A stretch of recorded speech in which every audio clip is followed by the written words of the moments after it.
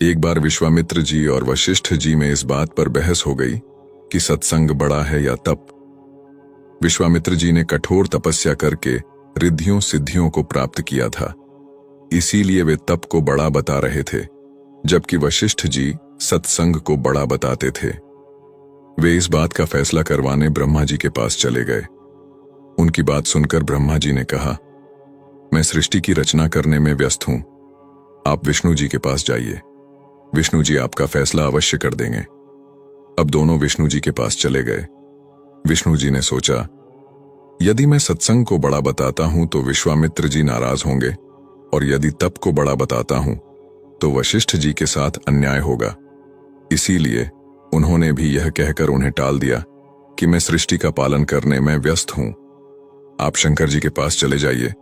अब दोनों शंकर जी के पास पहुंचे।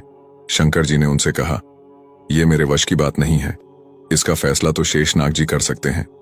अब दोनों शेषनाग जी के पास गए। शेषनाग जी ने उनसे पूछा, कहो ऋषियों, कैसे आना हुआ?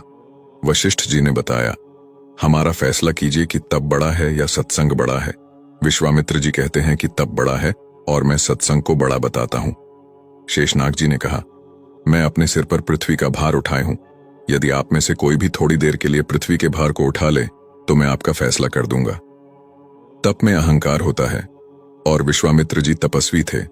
उन्होंने तुरंत अहंकार में भरकर शेषनाग जी से कहा, पृथ्वी को आप मुझे दीजिए। विश्वामित्र ने पृथ्वी अपने सिर पर ले ली। अब पृथ्वी नीचे की ओर चलने लगी। शेषनाग जी बोले, विश्वामित्र जी रोको, पृथ्वी रसातल को जा रही है। विश्वामित्र जी ने कहा, मैं अपना सारा तप देता हूं, पृथ्वी रुक जा। परंतु पृथ्वी नहीं रुकी।